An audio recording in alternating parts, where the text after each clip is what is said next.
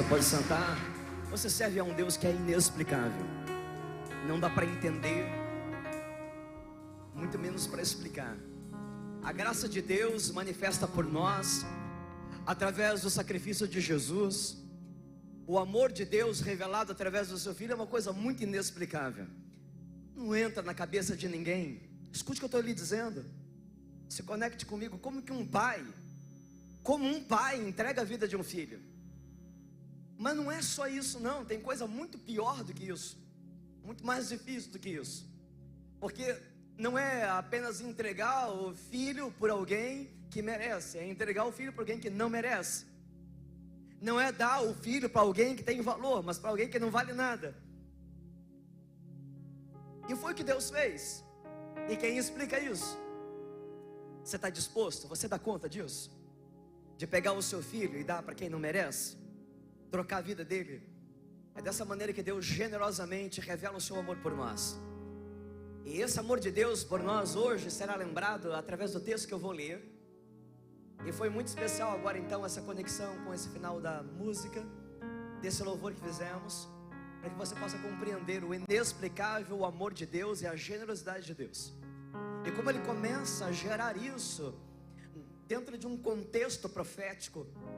A Bíblia, ela é uma revelação progressiva. E há uma conexão muito clara do texto que eu vou ler agora com o texto de Jesus Cristo sendo morto na cruz, entregue na cruz por nós. Acompanhe comigo. Eu estou sem sinal ali, mas imagino que o texto será projetado. Gênesis capítulo de número 22. E eu prefiro que você acompanhe pela leitura da tela, para que você esteja junto comigo na mesma versão. Gênesis 22, a partir do verso 1 e 2. Perdão, de 1 a 12. Como você vai ler comigo, eu estou esperando que o texto chegue, para que você me acompanhe. Agora sim. Passado algum tempo, Deus pôs Abraão à prova, dizendo-lhe: Abraão. Ele respondeu: eis-me aqui. Então disse Deus: tome o seu filho, o seu único filho, Isaque, a quem você ama, e vá à região de Moriá. Sacrifique-o ali como holocausto, num dos montes que lhe indicarei. Na manhã seguinte, Abraão levantou-se e preparou o seu jumento. Levou consigo 2 dos seus servos e Isaque seu filho. E depois de cortar a lenha para o holocausto, partiu em direção ao lugar que Deus lhe havia indicado. No 3º dia de viagem, Abraão olhou e viu o lugar ao longe. E disse ele aos seus servos: fiquem aqui com o jumento, enquanto eu e o rapaz vamos até lá. Depois de adorarmos, voltaremos. Abraão pegou a lenha para o holocausto e colocou nos ombros do seu filho Isaque. E ele mesmo levou as brasas para o fogo e a faca. E caminhando os dois juntos, Isaque disse a seu pai: Abraão, pai? Sim, meu filho, respondeu Abraão. Isaque perguntou: as brasas e a lenha estão aqui, mas onde está o cordeiro para o holocausto? Respondeu Abraão: Deus mesmo há de prover o cordeiro para o holocausto. E os dois continuaram a caminhar juntos. Quando chegaram ao lugar que Deus lhe havia indicado, Abraão construiu um altar, e sobre ele arrumou a lenha, amarrou o seu filho Isaque e o colocou sobre o altar, em cima da lenha. Então estendeu a mão e pegou a faca para sacrificar seu filho. Mas o anjo do Senhor chamou do céu: Abraão, Abraão. Eis-me aqui, respondeu ele. Não toque no rapaz, disse o anjo, não lhe faça nada. Agora sei que você teme a Deus, porque não me negou o seu filho, o seu único filho. Por essa palavra que o povo de Deus diga amém. E que Deus abençoe a sua boa e poderosa palavra mais uma vez essa noite, em nome de Jesus. Querido, hoje eu quero colocar o seu coração à prova, o seu coração a teste. E o meu também está aqui, do mesmo jeito, por muitas razões. Eu tenho falado para você dessa minha dificuldade natural de pregar essa série de mensagens. E hoje eu acho que eu estou um pouco mais complicado do que domingo passado, ou do que o habitual. Hoje eu preciso especificar um pouco mais alguns termos que parece que dá coceira na gente. Quando se fala de dízimo, quando se fala de dinheiro dentro de uma igreja evangélica, parece que a gente está pervertendo alguma coisa, porque há um cisma, há um trauma, há quem sabe um preconceito ou um conceito que foi estabelecido no coração de muitos sobre isso. Mas sabe, eu me sinto muito desafiado por Deus, e estou pedindo muita coragem ao Senhor para conseguir pregar isso aqui, que você já sabe, de um jeito que você talvez nunca tenha imaginado. Que Deus me ajude a levar você a entender a riqueza, a profundidade, o significado de tudo isso aqui, para além de um ato que tem sido repetitivo, para alguns cansativo, para outros mecânico, para alguns quem sabe de uma imposição. Alguns fazem isso por medo, alguns fazem isso por barganha e por uma expectativa do que eu vou ter, de receber. Está na hora da gente desconstruir isso aí, ser desconstruído por Deus e deixar Deus fazer uma obra nova, Deus estabelecer um novo altar dentro do meu coração enquanto adorador. Está na hora de eu compreender o significado e ao mesmo tempo quanto isso abre no mundo espiritual, como Deus, Ele descortina uma possibilidade que talvez eu nunca tive para viver, para alcançar de Deus favor e graça, bênçãos materiais, bênçãos financeiras, mas sobretudo uma relação com Deus verdadeira, uma relação com Deus honesta, e eu ter de fato uma vida abençoada. E olha, uma vida abençoada, ela está muito longe de um saldo bancário, de um emprego bom, de um bom salário. Uma vida abençoada tem a ver com a graça de Deus, a presença de Deus, e você experimentar com Deus uma relação saudável, um relacionamento saudável com Deus. Mas por que isso? Há muitos relacionamentos doentios que nós estamos realizando, exercendo com Deus, especialmente nessa área aqui. Então vamos lá, coragem, pastor, vamos pregar a Bíblia, vamos falar de dízimo, vamos falar de dinheiro. Mas eu quero que você entenda uma coisa, querido. Todas as vezes que eu estiver falando dessas coisas aqui, não é sobre dinheiro, nem é sobre o dízimo, é sobre o seu coração, é sobre um propósito maior. A igreja está em silêncio, a igreja está tensa, e eu tenho compartilhado junto com vocês, e alguns irmãos têm compartilhado isso, que o pastor tem ficado tenso. Eu levo um visitante na igreja aí, mas foi uma bênção, pastor, e eu estou pedindo que Deus me ajude mais uma vez, que ao final a gente possa repartir de um sentimento de alegria, de um sentimento de renovo, de um sentimento de encorajamento, a gente viver pela fé as promessas de Deus e a palavra de Deus. Há alguns elementos que eu preciso colocar diante de você, especialmente para nós que somos crentes antigos. A gente está vivendo aqui há um tempão e repetindo algumas coisas. Você sabia que existem mais de 500 versículos da palavra de Deus que falam sobre oração? Você sabe que existem em torno de 500 versículos da Bíblia que falam sobre fé? Mas talvez você não saiba que existe mais de 2.000 textos bíblicos que falam sobre dinheiro e bens materiais. Talvez você não saiba que de 38 parábolas de Jesus, 16 delas são destinadas a dinheiro. E quando a gente percebe esse cenário de um apontamento tão específico, tão enfático da palavra de Deus e da Bíblia acerca de finanças, certamente é porque Deus tem algo a nos ensinar, Deus tem algo a nos mostrar, há algo que você precisa entender, há um propósito maior, há uma preocupação de Deus, porque o dinheiro, os bens materiais, eles representam para mim e para você um teste do coração. É um momento onde Deus coloca a nossa vida, o nosso coração à prova. É um teste de amor, é uma prova de amor.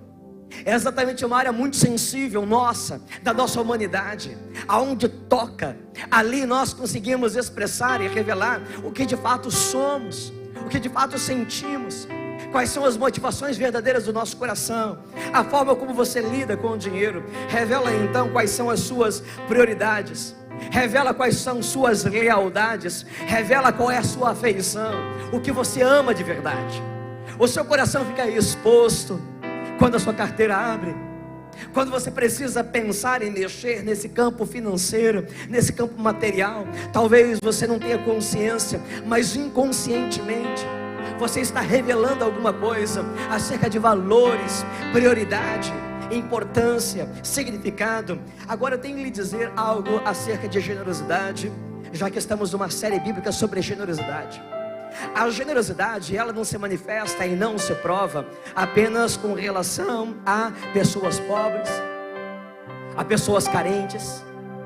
A generosidade, ela é a expressão da bondade, ela é a expressão do amor, é a expressão do carinho. Um coração generoso é um coração que se importa, que quer bem. Um coração generoso é alguém que cuida, quer cuidar, quer tratar bem. Então, para ser generoso, você não precisa ter uma pessoa carente, uma pessoa pobre. Basta que haja uma pessoa que você possa amar, uma pessoa com você possa se importar e cuidar. É sobre isso. Então alguém ao seu lado, alguém da sua família, alguém da sua igreja, alguém do seu vínculo, alguém do seu relacionamento, seja generoso, que a sua vida esteja disposta. E a generosidade não se manifesta apenas com questões materiais, mas de muitas maneiras, gestos de amor, gestos de bondade, gestos de carinho, gestos de cuidado. E por que deixar de fora alguma coisa que você possa fazer por alguém, por intermédio das suas finanças ou de algo material? Cuide de quem você ama. Escolha alguém que estiver perto de você e faça um gesto de generosidade. Pode ser sim para uma pessoa carente, pode ser sim para uma pessoa pobre, mas pode ser para alguém que não esteja precisando financeiramente de nada, mas você vai demonstrar amor, carinho e bondade por essa pessoa. Eu quero falar hoje com você sobre princípios, ou sobre princípio. Um princípio que vai atuar em 3 áreas. O princípio da primícia, biblicamente, sobre os primogênitos, sobre o dízimo também.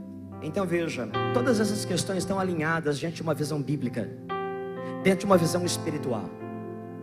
E a gente às vezes fica evitando certas coisas, e com isso nos distanciamos de uma visão linda, poderosa de Deus para nós. O livro de Êxodo, capítulo número 13, acompanhe comigo por favor, versículo número 2, nós vamos ler juntos.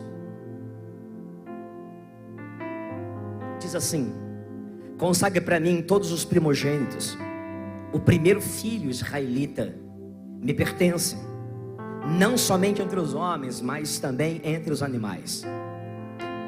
Entenda isso, querido. Há um princípio. Eu hoje vou defender uma tese com você. Na verdade eu quero gerar, eu quero construir. Um pouco complicado. Se você não estiver atento, não é aquela mensagem hoje que você simplesmente pega. Você precisa acompanhar essa visão, esse processo, essa construção junto comigo. Então eu estou falando sobre princípios, estou falando sobre primogênito. E agora, o texto que nós lemos, Deus está pedindo para consagrar. Consagrar é separar, é reservar para Ele, para um propósito, oferecer para Deus. E Deus apresenta o princípio das primícias, aonde o primogênito, o primeiro filho, ou o primeiro filhote do rebanho, o primeiro animal que nascesse, deveria ser dado a Deus como uma oferta, em sacrifício. Então haviam 2 possibilidades para qualquer animal que nascesse, para qualquer filhote que nascesse. Ele deveria ser dado a Deus como uma oferta de adoração ou redimido. Mas o que é redimido? A palavra redimir significa salvar, significa livrar, significa substituir. E então, se nascesse um filhote do rebanho, o primeiro, ele era do Senhor. Mas se ele nascesse defeituoso, se ele não fosse um filhote perfeito, não serviria para ser dado a Deus, porque para Deus precisa dar um melhor. Então uma oferta perfeita, na lei se dizia uma oferta pura. E quando então se percebia que aquela oferta não era perfeita, não era pura, ela não era digna de honrar a Deus, ela não seria dada, não seria ofertada. Então aquele cordeiro que nasceu, por exemplo, ele seria redimido, ou seja, substituído. Um outro cordeiro, um puro, um outro cordeiro, um perfeito, tomaria o lugar daquele. Na visão de Deus acerca das primícias, Ele dizia: me dá o primeiro. Mas se o primeiro, se o que nasceu não for perfeito, então você deve fazer deve redimi-lo, ou seja, substituí-lo por outro. Eu estou falando isso nessa construção dessa tese, até chegar lá onde nós vamos chegar no Abraão. Para lembrar você que certa vez João Batista estava pregando no deserto, e ele preparava o caminho, a chegada do Messias. E enquanto ele falava do Messias, havia uma expectativa que crescia no coração dos judeus. Todas as vezes que vinham falar o Messias, e ele dizia: arrependei-vos, porque é chegado o reino de Deus, aquele que vem após mim, eu não sou digno de desatar o cordão das suas alparcas. E eles estavam então perguntando, curiosos: quem é o Messias? Tu és o Messias? Quem você é? Eles: não, eu não sou o Messias, eu estou preparando o caminho dele, eu prego sobre ele, mas ele vem após mim. Não é coincidência? Claro que não. Por um propósito lindo de Deus, quando ele estava falando, apareceu ali ao longe o Messias de Deus, Jesus Cristo Senhor. Imediatamente então, compelido pelo Espírito Santo, o João, o Batista, ele diz: olha ele ali, eu estou falando dele agora. É ele, eis o Cordeiro de Deus, que vai remover o pecado do mundo inteiro. Jesus é aquele que me substitui, porque eu nasci imperfeito, eu nasci impuro. Você é um desses cordeiros, você é um desses que nasceu, que não servia para oferta, não servia para adoração, não servia para Deus, para adorar a Deus, para ser apresentado a Deus, por conta dos seus pecados, das suas imperfeições. Mas eis que o Cordeiro de Deus veio lhe redimir, me redimir, veio nos salvar, veio nos livrar da condenação, da morte e da perdição. Jesus é o primogênito de Deus. E agora eu traço com você um paralelo simbólico entre o puro e o impuro, porque Jesus Cristo sacrificou a sua vida em nosso favor. Precisa haver uma oferta, precisa haver então uma substituição. Na premissa, Deus não disse, e é importante lembrar, que Jesus Cristo é o primogênito de Deus. E como primogênito de Deus, como primícia de Deus, Ele veio para fazer a minha redenção. Na premissa, Deus não disse: olha, você pega a ovelha, depois que gerar 9 ovelhas, depois de 9 ovelhas terem nascido, a próxima que vem, você me dá. Não é essa a direção de Deus. Ele diz: a primeira ovelha, a primícia, o primogênito, o primeiro que vem é meu. E o dízimo representa um teste para todo cristão. E agora eu quero provar para você isso aí. Eu preciso que você agora me acompanhe, já que nós estamos falando do teste do coração. O dízimo significa a 10ª parte. O dízimo representa o número 10, a 10ª parte, a que Deus requer, e requer como primícia, para ser oferecida para Ele, apresentada para Ele. Na numerologia bíblica, você sabe que o número 7, por exemplo, representa a perfeição de Deus. Mas você sabe o que significa o número 10 na Bíblia? Eu vou precisar provar isso para você. O número 10 na Bíblia significa teste. Então me acompanhe e verifique como se vê, como isso se manifesta como verdade na Bíblia. Quantas pragas aconteceram no Egito, quando Deus está retirando o seu povo para vir adorá-lo no deserto? Quem lembra? Quantas pragas foram? Por 10 vezes, Deus está provando o coração de Faraó, para se revelar como Deus, e põe em prova e em teste o coração do Faraó, através das 10 pragas. Quem lembra pode me ajudar? Quantos são os mandamentos de Deus, dado como o decálogo, a lei mosaica, lá no Monte Sinai? Quantos foram os mandamentos de Deus? 10. Por 10 vezes Deus testa a nossa obediência e a nossa fidelidade em relacionamento com Ele. Quantas vezes então, talvez essa pergunta seja um pouco mais difícil para você, mas quantas vezes Deus testou o coração de Israel enquanto eles estavam andando pelo deserto? 10 vezes. Eu estou lembrando aqui agora, não assim talvez completamente, de um texto em Deuteronômio capítulo 8, que diz que Deus então os submeteu ao deserto, a fim de provar o seu coração, para saber o que havia dentro do coração de vocês, para saber se vocês o obedeceriam, e se vocês então se humilhariam. Então o Senhor os humilhou, a fim de provar o que há dentro dos seus corações. Então o povo foi por 10 vezes testado e provado no deserto. Por 10 vezes também Jacó, enquanto trabalhava pela sua amada, ao seu sogro Labão, por 10 vezes ele foi provado. provado na sua perseverança, provado no seu propósito, no seu desejo de lutar pela esposa que amava, porque por 10 vezes o seu salário foi alterado. Quantos dias Daniel foi tentado? No primeiro capítulo do livro de Daniel, por 10 dias. E o padrão ele vai continuar se desenvolvendo e processando também no Novo Testamento. A Bíblia vai dizer então que 10 eram as virgens que foram testadas acerca do seu propósito, de estarem preparadas para o encontro com o noivo. 10 virgens, 5 delas estavam prontas e 5 não. O Apocalipse menciona 10 dias de teste, 10 dias de provação, a saber, capítulo de número 2, versículo 10. Acompanhe comigo. Não tenha medo do que está prestes a sofrer. Saibam que o diabo lançará alguns de vocês da prisão para pô-los, para prová-los, e vocês sofrerão perseguição durante 10 dias. Seja fiel até a morte, e eu lhe darei a coroa da vida. O número 10 está associado ao teste, a teste da nossa vida. Em toda a Bíblia, e o dízimo representa a 10ª parte. E a gente não sabe disso, a gente não percebe isso, mas quantos de nós estamos sendo testados por Deus e estamos sendo reprovados? O teste do nosso coração, o que representa, querido, uma área sensível, aonde o nosso coração muitas vezes tem se afeiçoado a uma outra paixão, a um outro amor, a uma outra devoção, a uma outra prioridade.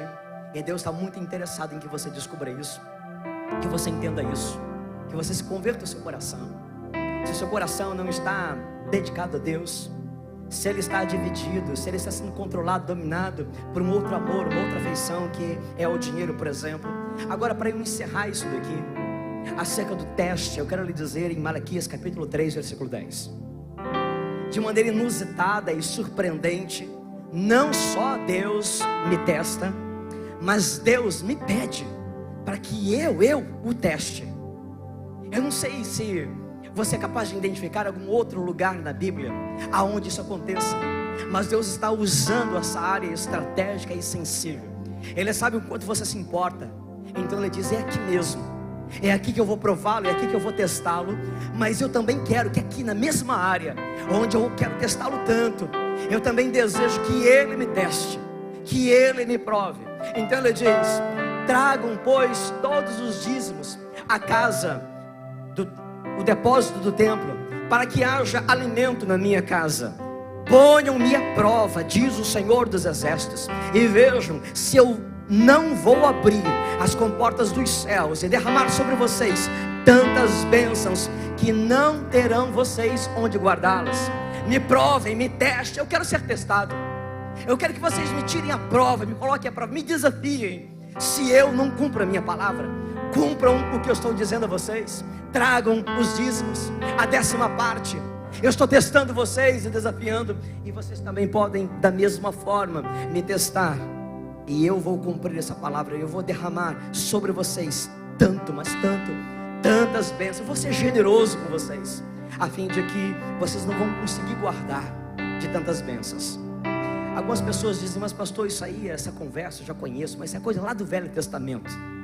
Sabe, os meus olhos se abriram, eu quero abrir os seus para alguma coisa que eu não havia percebido antes, mas que essa série de mensagens no estudo, lendo, eu percebi isso.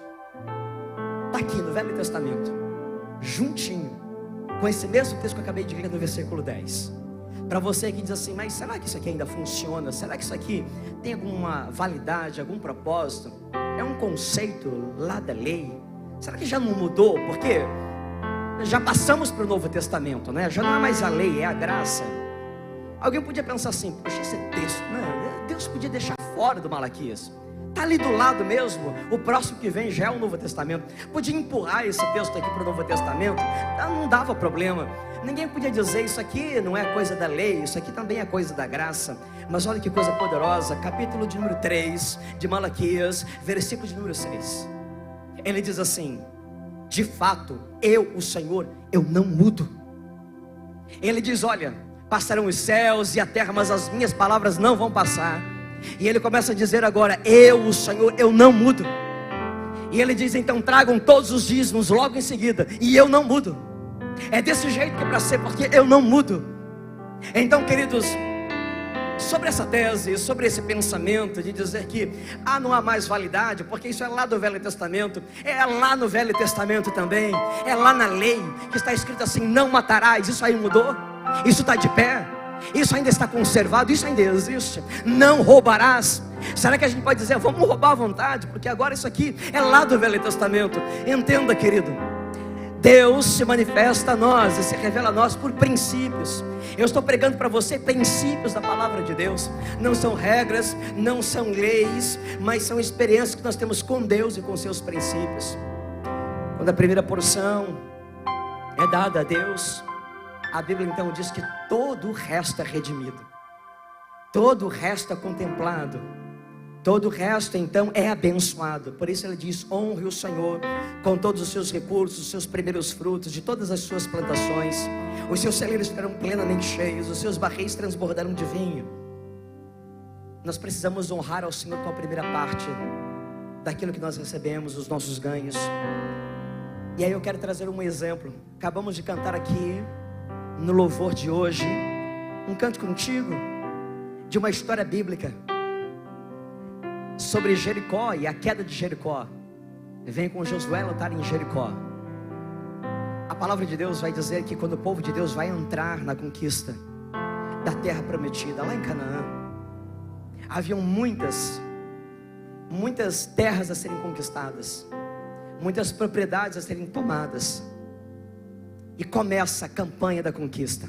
Aliás, nós estamos no ano da conquista e da multiplicação. E Deus diz assim: olha, toda essa terra eu vou dar para vocês, mas escute o princípio da primícia. Deus diz assim: a primeira cidade, Jericó, era a primeira cidade.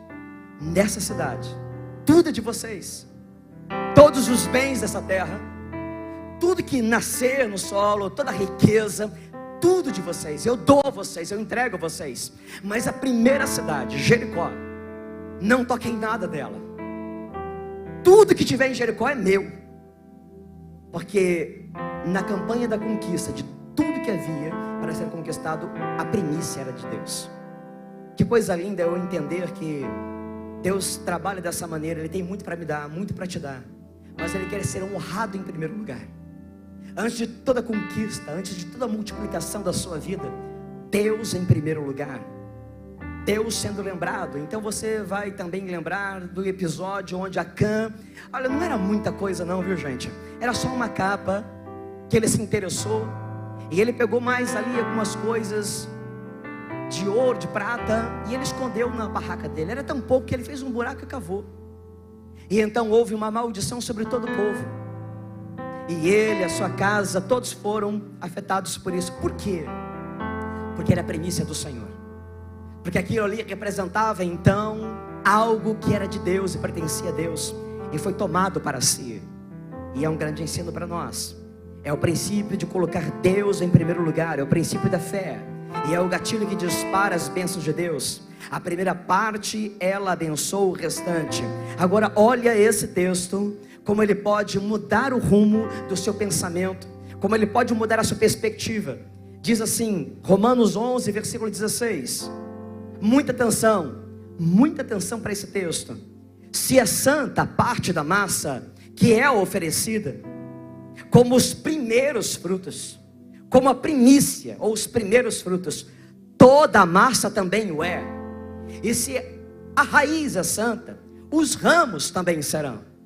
A palavra de Deus nos ensina que se é santa a primeira parte da massa, se eu separo algo, uma parte como premissa, e eu dou a Deus, se é oferecido como os primeiros frutos, todo o restante da massa passa a ser santo também, passa a ser abençoado também. Sabe qual é o significado prático disso? Quando você dá a Deus a sua premissa, quando você dá o seu dízimo ao Senhor, então tudo que sobra é abençoado. Tudo que sobra é, de fato, santificado por Deus. Chegamos no Abraão, depois desse enredo, depois dessa introdução, e tudo está conectado aqui. Abraão não esperou para ter outros filhos. Abraão não espera ter novos filhos, para que ele então pudesse dar um filho para Deus. o filho que Deus estava pedindo a ele, o primeiro filho, o único filho, o filho único de Abraão. Abraão não esperou para ver se teria novos filhos. Ele tinha uma promessa de uma descendência, mas ele não tinha uma descendência. Ele não tinha diversos filhos, muitos filhos. Ele tinha um único filho. Mas ele tem um chamado de Deus que oferecesse Isaac. Ele precisava dar o primeiro pela fé, mesmo sem saber se viriam outros, ou sem ver outros. E foi assim com Abraão, ao decidir entregar o seu filho. E assim também comigo e com você. O primeiro lugar a Deus em todas as coisas. O primeiro lugar das finanças, o primeiro lugar do meu tempo, o primeiro lugar das minhas prioridades, o primeiro lugar das minhas escolhas. Todo o meu coração voltado para isso. A generosidade, querido, não é fruto de uma lógica. A generosidade é fruto da fé.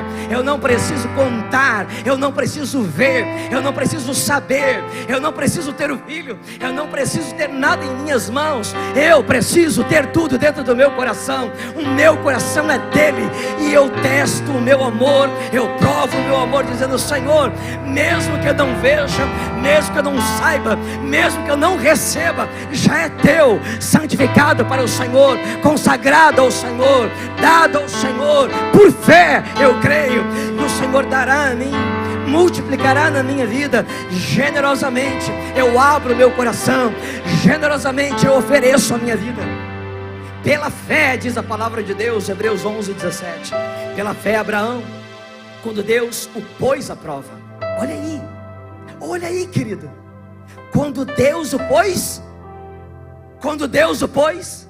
à prova, quando Deus o pôs em teste, quando Deus testou Abraão, quando Deus testou o coração do Abraão, pela fé, quando Abraão foi testado, quando Abraão foi posto à prova, ele ofereceu o Isaac como sacrifício. Aquele que havia recebido as promessas estava pronto para sacrificar o seu único filho. Coloca para mim, por favor, estou lendo Hebreus 11, versículo 17, para que a igreja toda possa acompanhar aqui. Vou ler de novo para você. Pela fé, Abraão, quando Deus o pôs à prova, ofereceu Isaac como sacrifício. Aquele que havia recebido as promessas estava pronto a sacrificar o seu único filho. Você quer mais de Deus na sua vida? Essa é uma pergunta que você pode responder agora, se você quiser. Você quer mais de Deus na sua vida?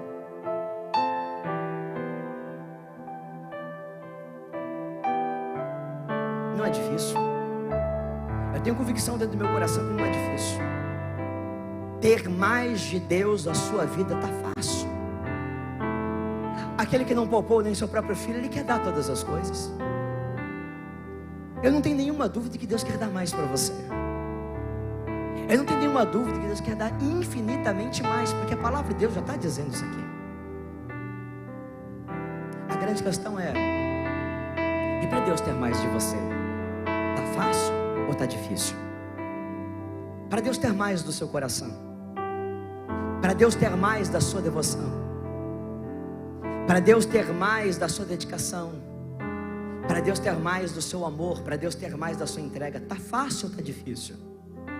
Até que ponto nós estamos dispostos a nos entregar para Deus, a nos oferecer para Deus? Quanto Deus tem de você? Você tem de Deus o quanto você quiser. Buscar-me-eis e me achareis quando me buscares de todo o coração. Quanto mais você buscar, mais você vai encontrar. A Bíblia diz que Ele não está longe de nenhum de nós. Qualquer um que tateando já vai poder encontrá-lo. Deus está pronto, Deus está acessível, Deus está disponível.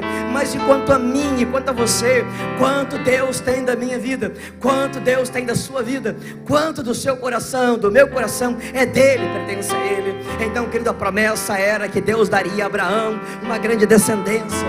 Mas a esposa do Abraão, ela era estéril, e eles já envelheceram, o tempo está passando. Mas Deus concede ao Abraão um milagre. Deus dá a Abraão um menino.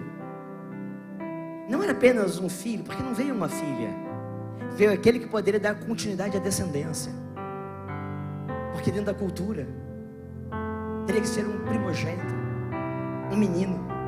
para dar continuidade. E veio o menino, cumprindo a palavra de Deus, o filho do impossível, o filho do milagre, o filho da promessa, o filho do sonho, o filho do desejo, o filho do anseio, da expectativa, daquele velho Abraão. O Abraão agora vai ser pai aos 100 anos de idade, e ele não cabe dentro dele. Ele vê um milagre no ventre cansado da sua esposa Sara. Abraão, diz o Senhor, pegue o seu filho, dá ele para mim. Não, mas não é dar não, sacrifica ele para mim.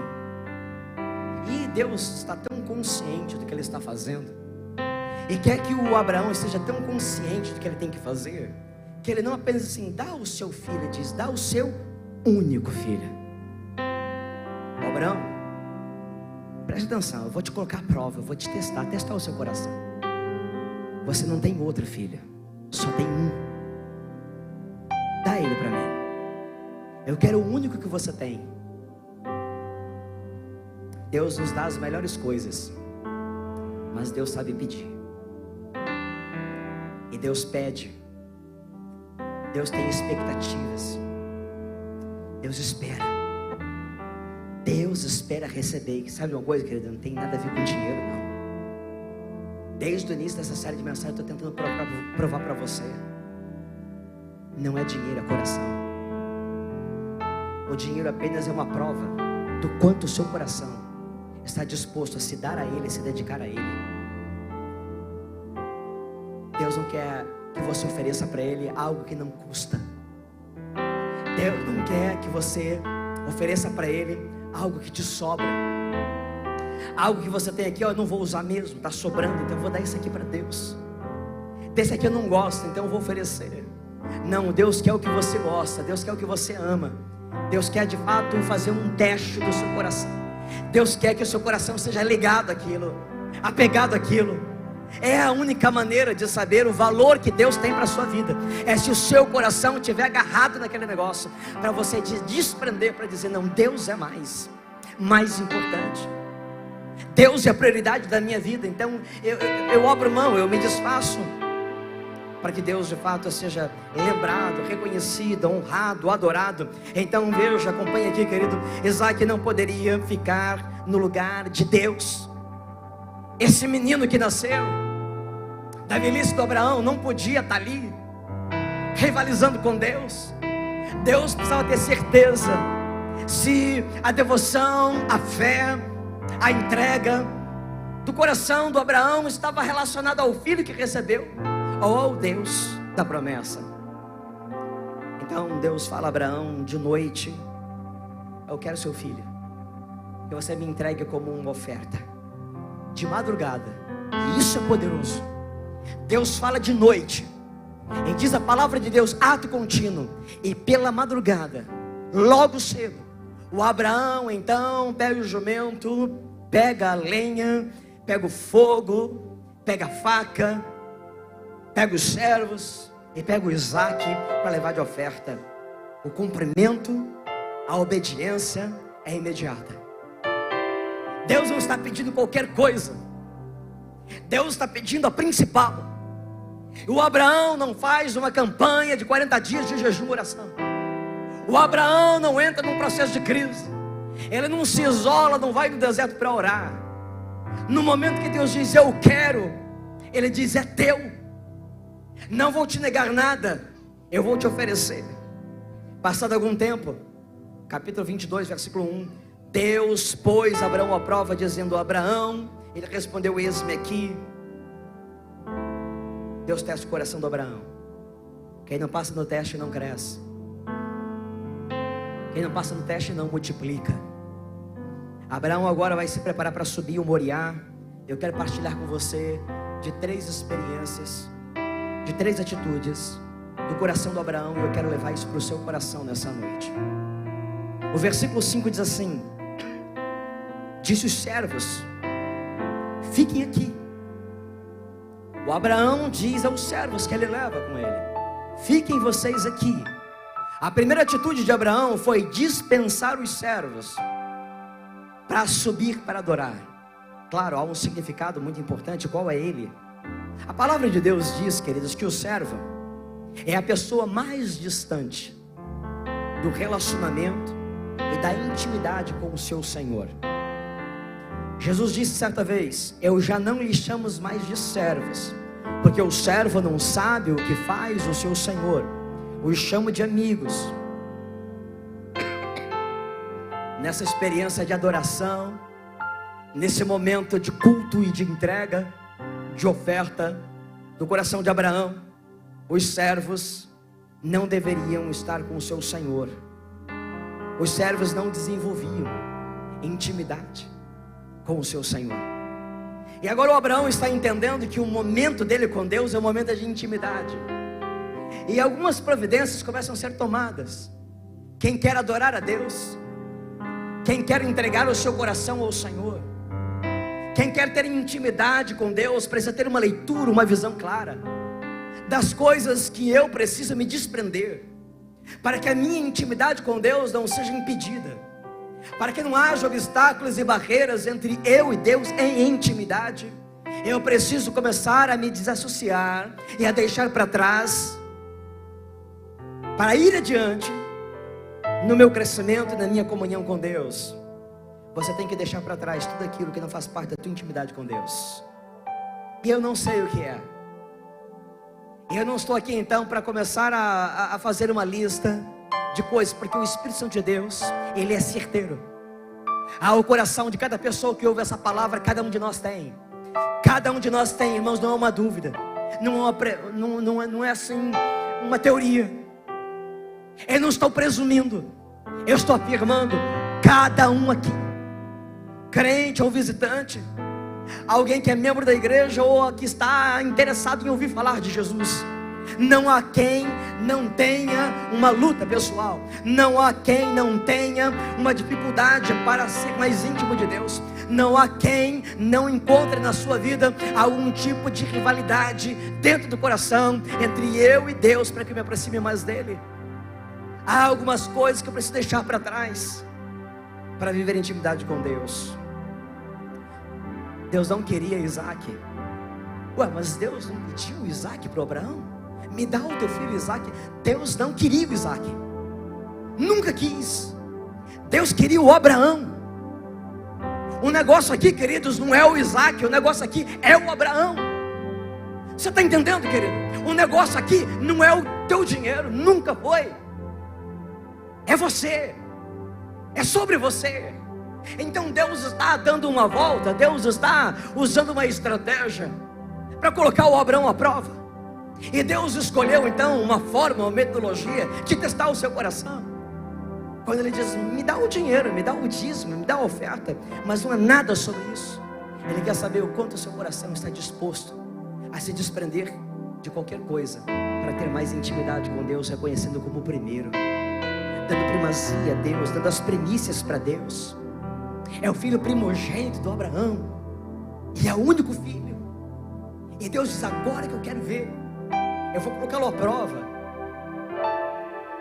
Mas você consegue provar o seu coração, o quanto o seu coração é dele, se você deixou o dinheiro para trás e colocar Deus na frente. Quando Deus está na frente, o seu coração, ele passa do teste. É um coração que ama Deus acima de todas as coisas. O dinheiro é teste, o dinheiro é a prova.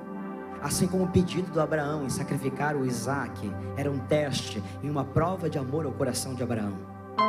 Irmãos, nós somos tão ligados ao dinheiro, nós somos tão ligados às coisas materiais. Por quê? Dinheiro é segurança, dinheiro é poder, dinheiro é estabilidade, dinheiro é independência. Escute uma coisa que eu vou lhe dizer: para todas as coisas em que Deus deve tomar lugar na sua vida, o dinheiro quer entrar e fazer o lugar de Deus.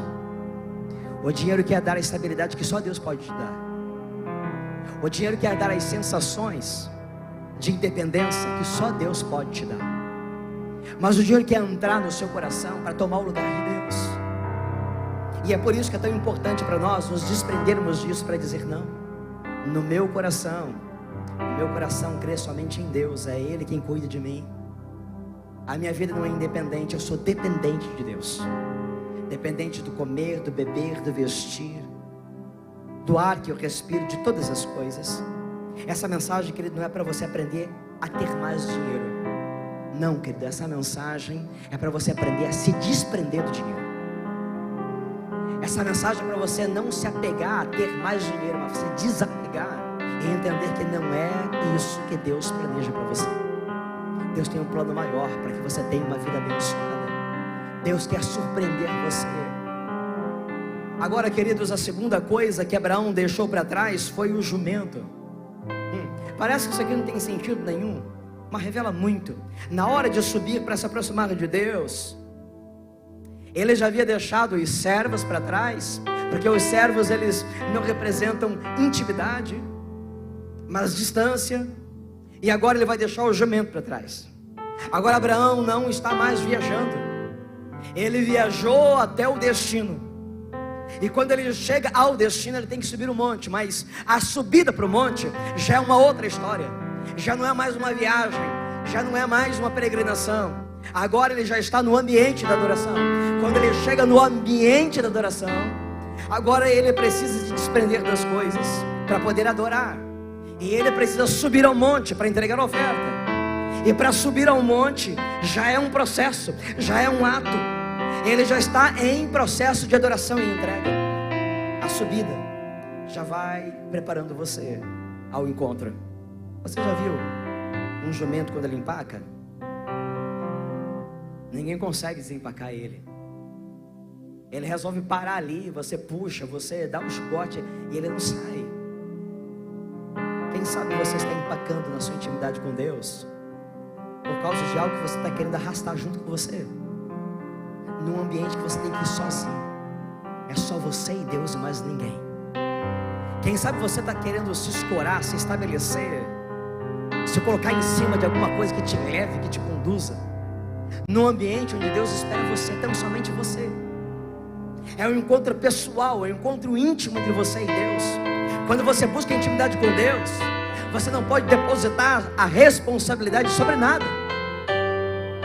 Na hora de entregar o coração, na hora de ofertar a Deus a vida, você não pode compartilhar isso aí com ninguém. Você não pode confiar ou esperar que alguém vá fazer parte disso. Não, é muito pessoal, é muito íntimo. Você tem que deixar tudo e todos para trás para viver esse encontro com Deus. A intimidade, irmãos, ela é um esforço pessoal, é uma entrega pessoal, uma dedicação pessoal, é uma experiência pessoal. Não se escore, não se pendure em cima de nada, não se pendure, não se confie em cima de ninguém. Não é escorado em cima de um esforço de outro. O Abraão não ia chegar lá em cima sobre o esforço de um animal, mas um esforço pessoal. Então ele começa a se preparar para fazer isso, subindo ele mesmo, subindo pelo seu próprio esforço, pela sua própria dedicação. Há coisas que você tem que deixar para trás para viver a intimidade com Deus. Eu tenho escutado tantas histórias, eu tenho escutado tantos testemunhos, dentro e fora do gabinete pastoral. Sabe, às vezes aquela esposa assim: pastor, eu queria tanto poder me dedicar mais para Jesus. Mas desanimo, sabe, pastor, porque a família tem que estar junto, né? Um casal tem que estar junto. O meu marido, ele é um sacerdote do lar, né? E não faz sentido eu ficar vindo para a igreja e ele não vem. Então, você não vai? Então tá bom, então eu também não vou.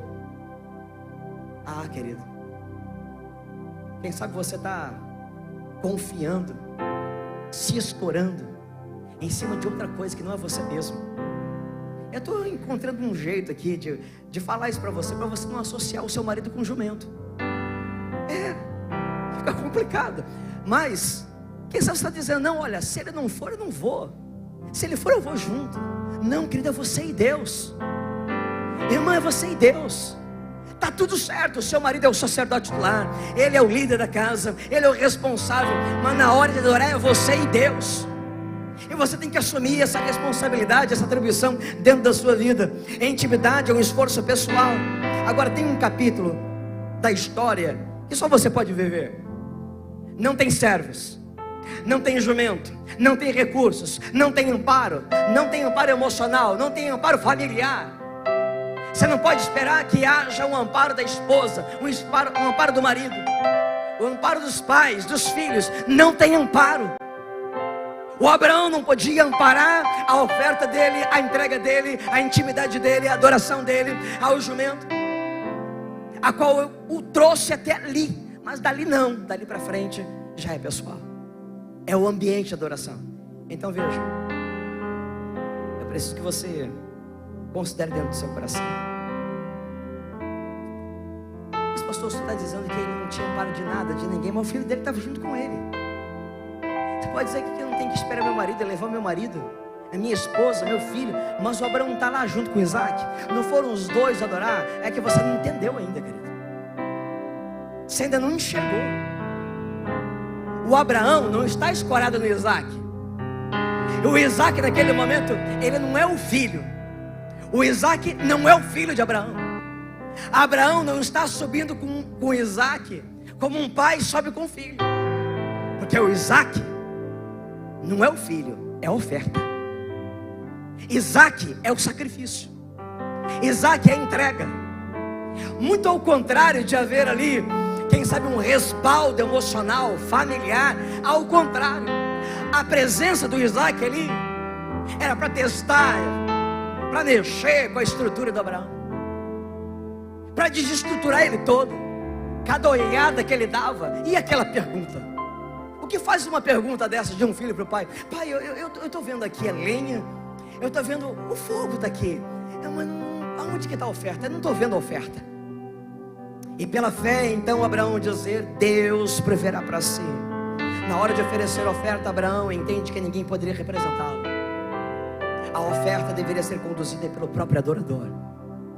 É o adorador que eleva a oferta. A terceira atitude: Abraão tira a lenha que estava em cima do jumento e coloca sobre os ombros do Isaac. E diz a palavra de Deus que ele mesmo levou o fogo. Você precisa sentir, querido, o peso da lenha na sua vida, para ser um adorador de verdade, para ser alguém que vai se dedicar a Deus, entregar a oferta a Deus.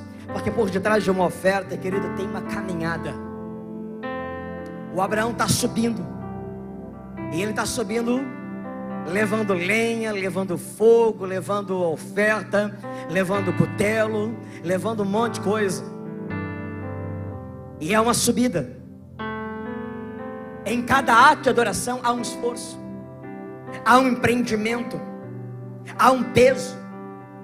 Porque quem trouxe foi o jumento até o pé do monte, mas quando chega no ambiente de adoração, quem tem que carregar não é mais o jumento. Agora a oferta tem que ser sentida por mim. O preço da oferta eu tenho que sentir. Eu tenho que pagar o preço da oferta, eu tenho que viver a experiência da entrega. Um culto como esse, querido, isso aqui tem um peso. Tem um peso espiritual, tem um peso de trabalho, tem um peso de mobilização. Muita gente precisou se dedicar para que esse culto acontecesse. Essa é uma expressão da entrega. Eu não sei o quanto isso custou para você. Eu não sei o quanto isso representou da sua vida pessoal, do seu empenho pessoal. Eu não sei quanto você orou. Eu não sei se quando você chegou aqui você organizou as cadeiras, se você preparou o ambiente, se você fez algo para esse culto acontecer. Mas a verdade é que alguém fez isso. Nada acontece por acaso. Você está carregando a lenha, ou você está deixando o outro carregar a lenha? Toda oferta é uma dedicação. Toda oferta tem uma implicação. Toda oferta tem um preço. E eu não estou falando de dinheiro, eu estou falando de vida. Eu estou falando de coração. O quanto o nosso coração está nessa obra, o quanto nós estamos empenhados nisso, para que o nome de Deus seja honrado, glorificado e adorado. Sabe, daqui a uns dias, pela fé e já pela convicção do meu coração, nós estamos sonhando com isso. Dizer, gente, está na hora, vamos fazer a mudança para a nova sede, vamos fazer novas instalações, e que haja um povo disposto a subir com a lenha.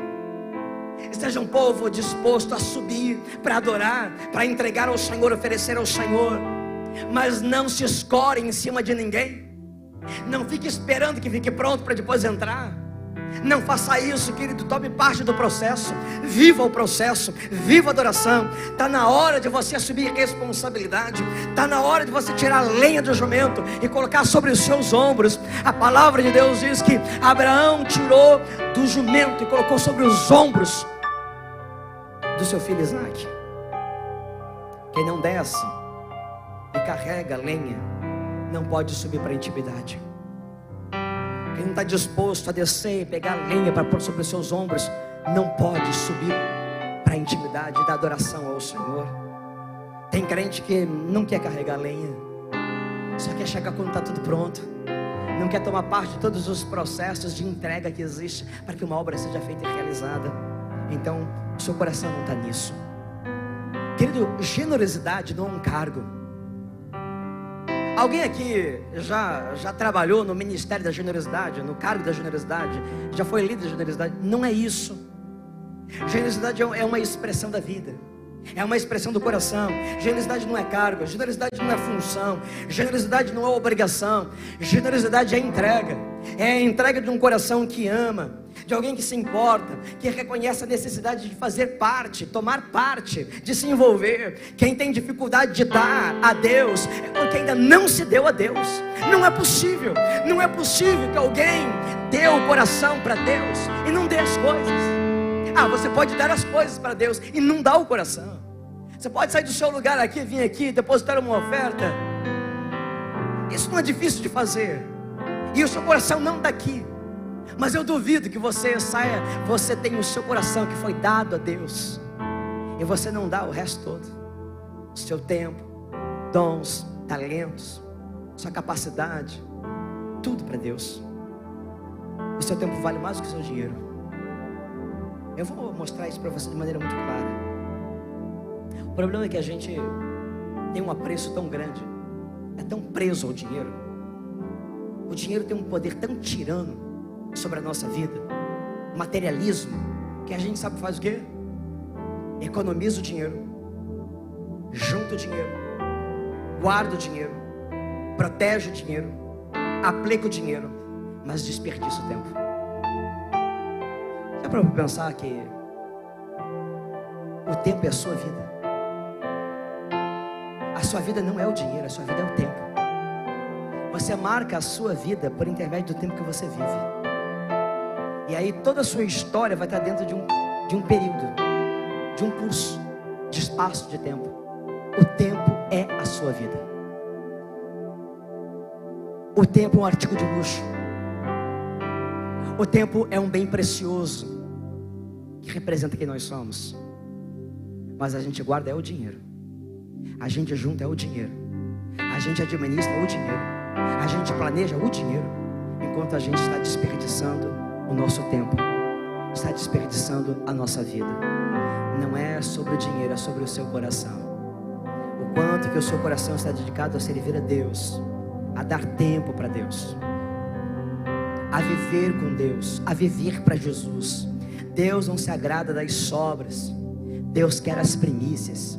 Sabe por que nós evangélicos fazemos o culto no dia de domingo? Porque o domingo é o primeiro dia da semana. É uma maneira de a gente dizer que a gente começa a semana dando o primeiro dia para Deus, em adoração, em serviço, em honra, dizendo antes de começar a fazer qualquer coisa, de ganhar dinheiro, de trabalhar, de realizar coisas que eu tenho desejado e planejado, a primeira coisa é me devotar para Deus, é me oferecer para Deus, adorar a Deus.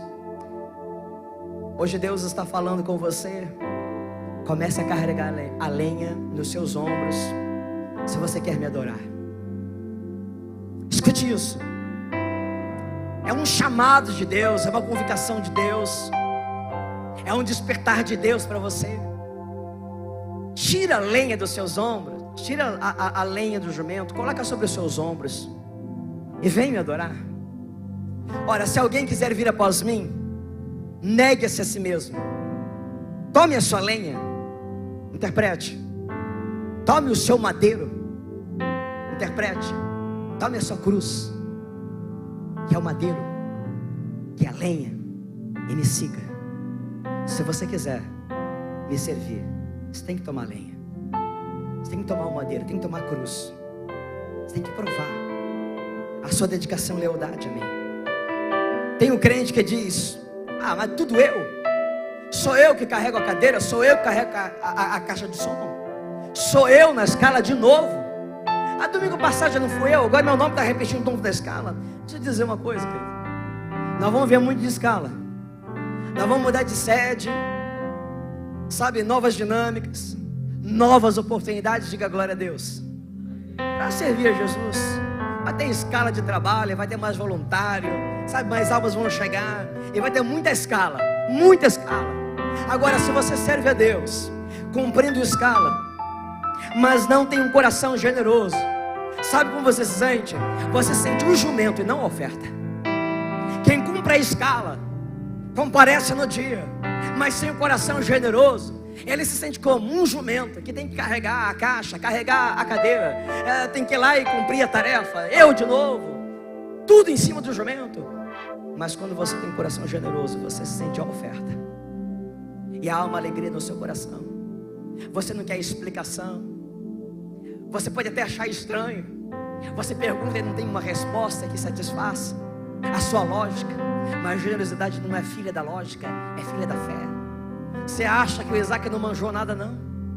Quando ele viu que estava faltando uma oferta.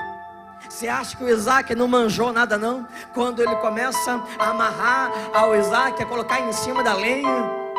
E quando o pai pega a faca, e ele conhecendo todo o procedimento, ele vendo os olhos, e ele já sabe que ele é a oferta. Mas ele não diz: mas por que sou eu na escala? Por que sou eu que tem que ser a oferta? Por que eu tenho que ser o sacrificado? Por que não pegou lá um escravo? Por que não pegou um servo? Mas ele não contesta. E o Abraão também não fala nada. Eles são adoradores. E o coração generoso diz: para o meu Deus eu não nego nada. Não há nada que meu pai me peça que eu não faça com alegria. Então ele oferece o seu filho para Deus. Coração generoso não pede explicações, só se entrega. Escute, diz a Bíblia: colocou a lenha sobre os ombros de Isaac, e ele mesmo levou a faca e as brasas. Diga comigo: ele mesmo. Diga comigo: eu mesmo. E a parte difícil, complicada, estava na mão do Abraão. A faca na mão do Abraão. A faca era um instrumento para o sacrifício, e o sacrifício era o filho. Você imagina isso? Você dá conta disso? Ele mesmo. Quem quer ser adorador, quem generosamente quer dar o seu coração para Deus, precisa entender o seu comprometimento pessoal de entrega. O quanto Deus está interessado em testar o seu coração. Até onde você ama. Até onde você está disposto a se desprender das coisas que talvez você esteja ligado. E por isso nos desafia tanto dar o dízimo. Por isso nos desafia tanto dinheiro. E Deus escolheu essa maneira para provar o seu coração. Porque nós estamos apegados aos bens materiais, às coisas desse mundo, às coisas dessa terra. Estamos apegados aos filhos, estamos apegados ao casamento, estamos apegados às coisas que amamos.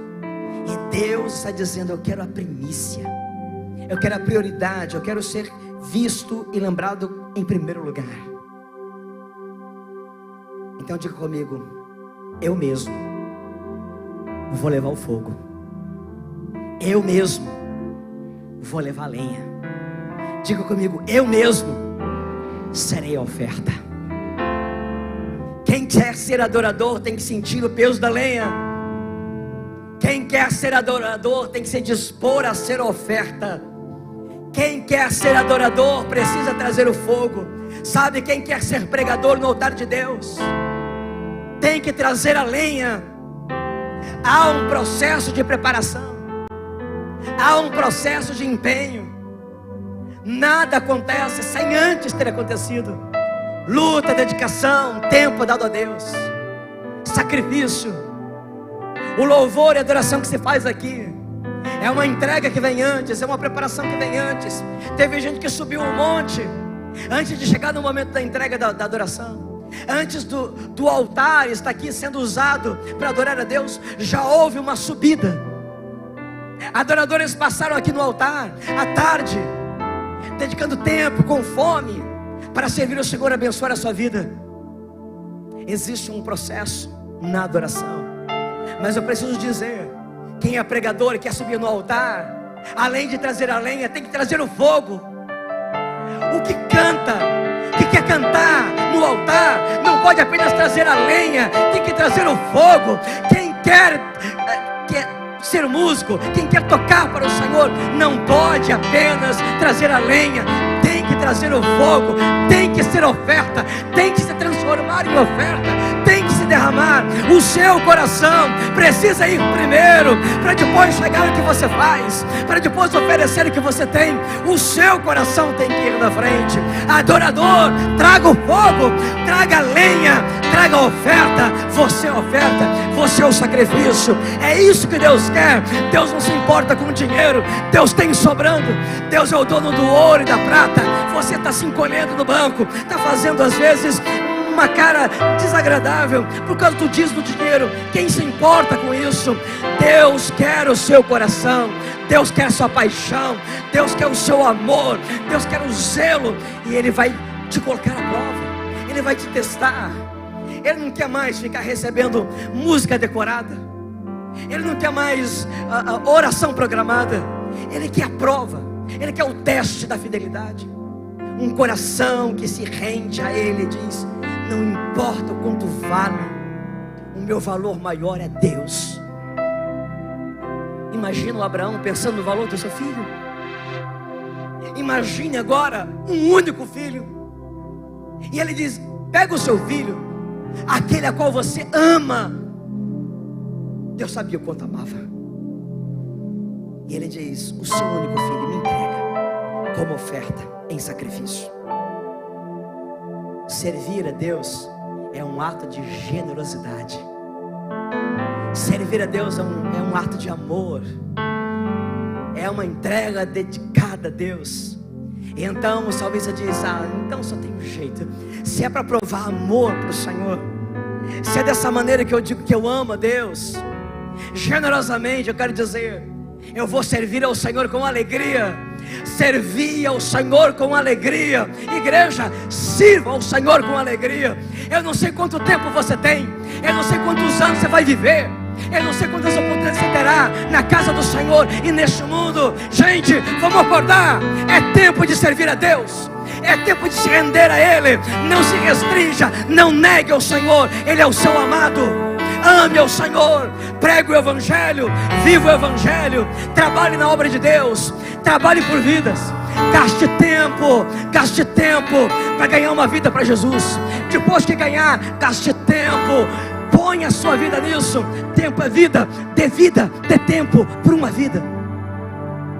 Sirva ao Senhor com alegria. Isaac ainda não sabia que ele era oferta. Ele está no caminho da adoração, ele está subindo no monte, mas ele ainda não sabia que a oferta era ele. Eu estou encerrando essa palavra agora. Eu quero dizer uma coisa para você. Talvez você esteja aqui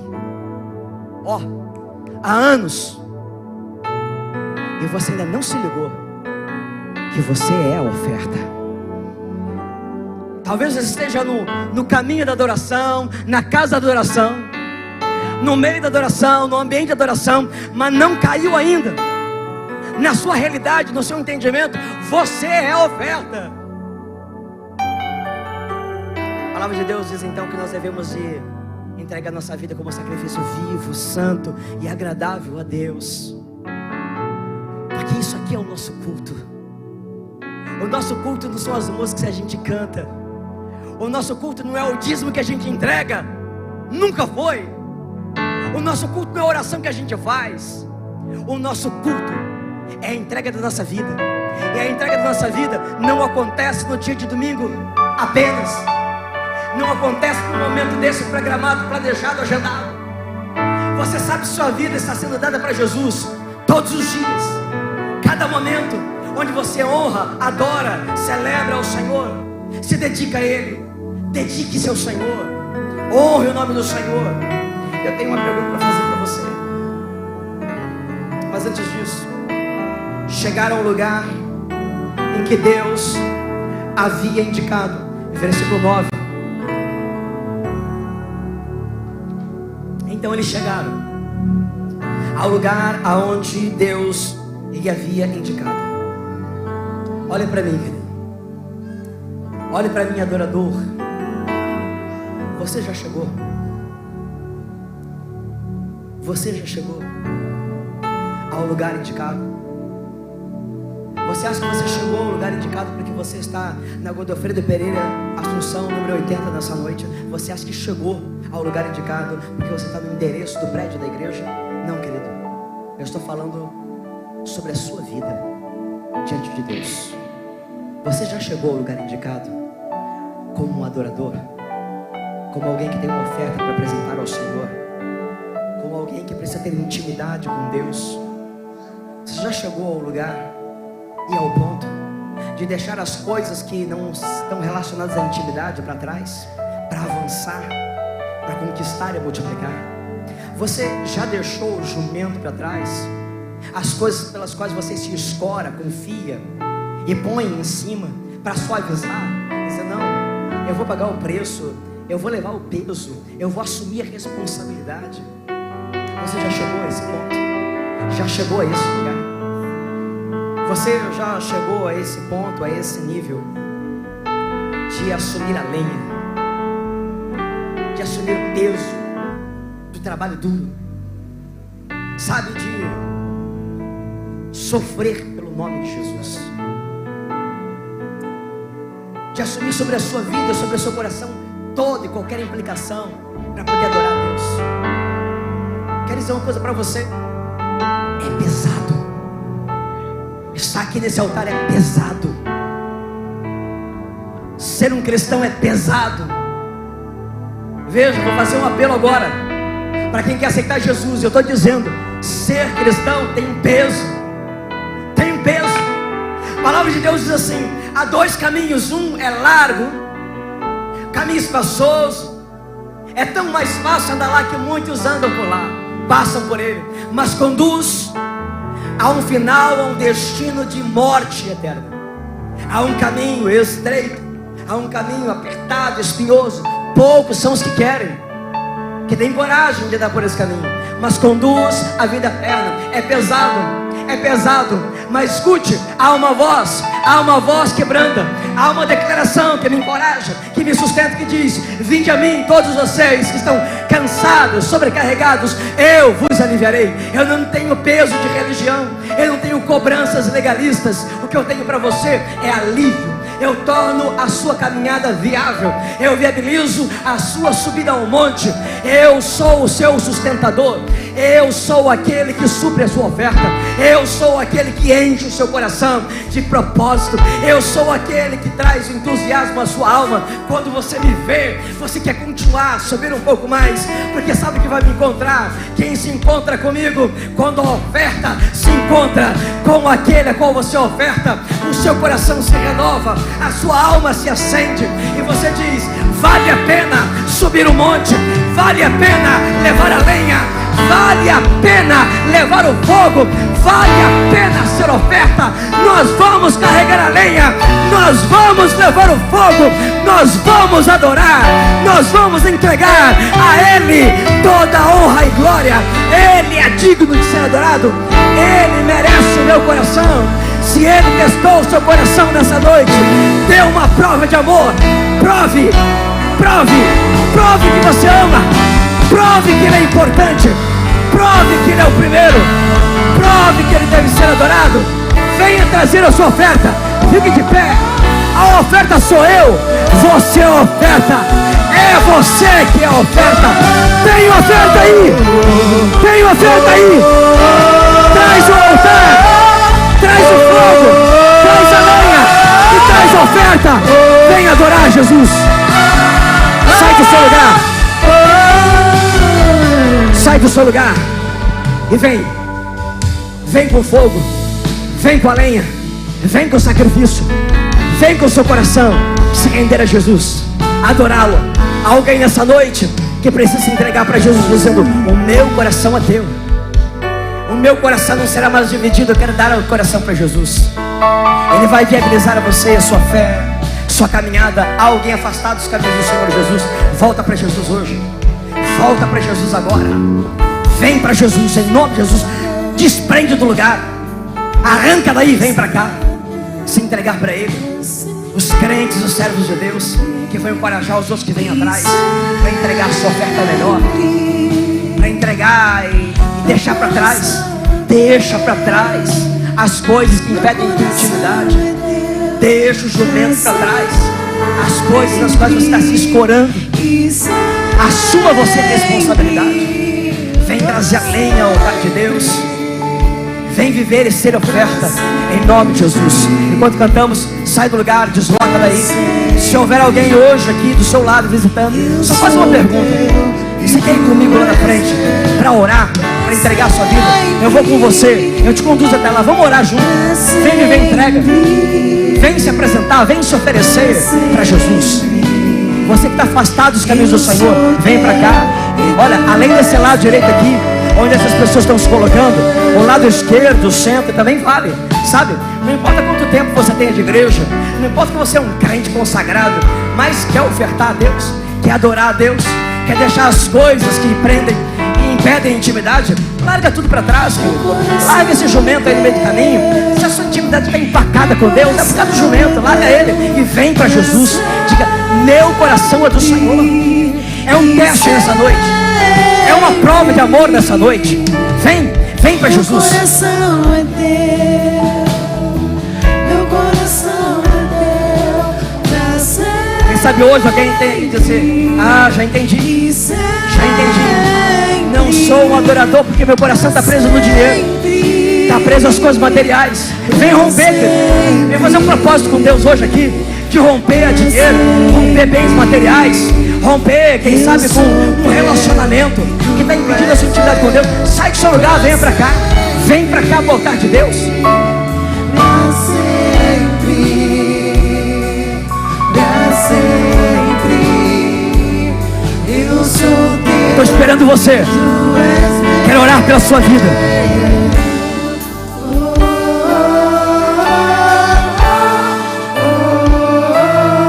Tem mais gente que só deixa a coisa para trás. Tem mais gente para colocar a lenha no ombro. Tem mais gente para tomar a posição de oferta.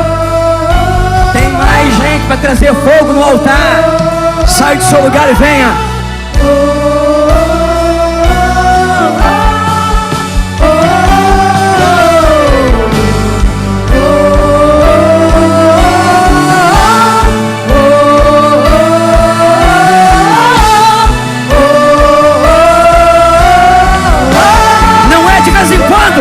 Não é só no domingo, é para sempre. Uma adoração contínua. Não é só dia de domingo, são os 7 dias da semana, 24 horas por dia. Jesus sendo servido, Jesus sendo adorado. Pra te adorar eu vivo, pra te adorar eu vivo, só pra te adorar. Traz o fogo pro altar.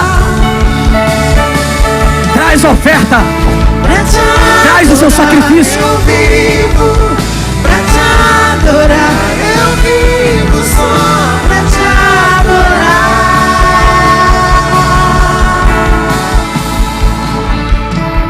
Pra te adorar eu vivo, pra te adorar eu vivo só pra te adorar.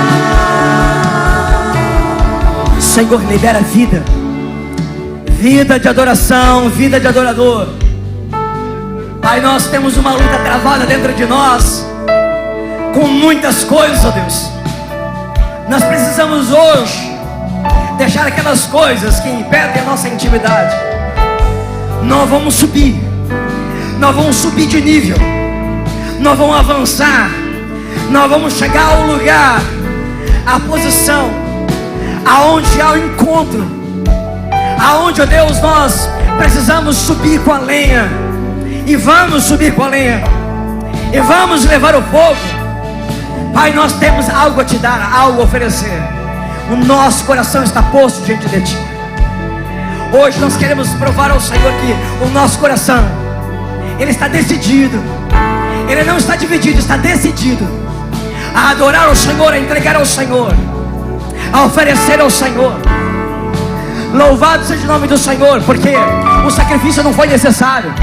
Uma voz bradou do céu dizendo: Abraão, não faça isso, não sacrifique o seu filho, não sacrifique o seu filho. Eu não quero Abraão, Isaac, eu só queria você, Abraão. Eu queria o seu coração. Agora eu sei que você me ama mais do que seu filho. Está provado e testado o seu coração. Um coração que adora, um coração que ama. Pai, que haja uma expressão de cada um de nós, de cada um de nós, de que nós estamos agora renunciando bens, renunciando valores, pelo valor maior.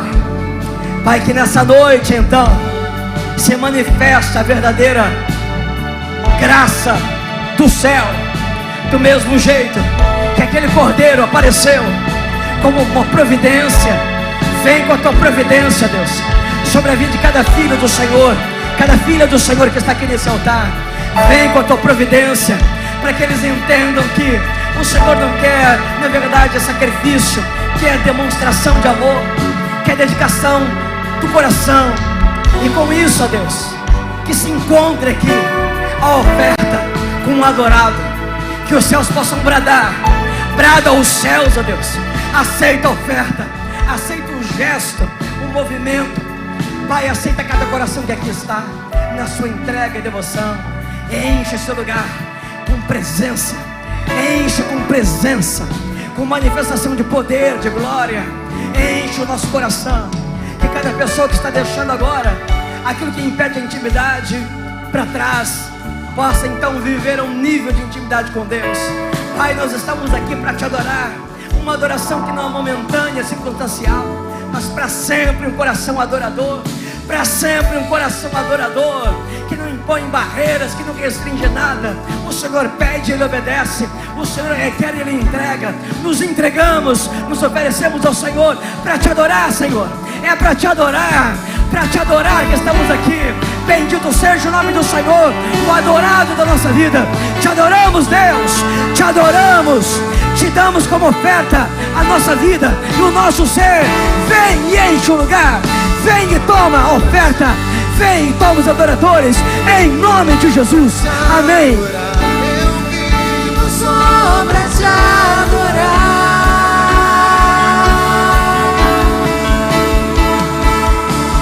Pra te adorar eu vivo, pra te adorar eu vivo só pra te adorar.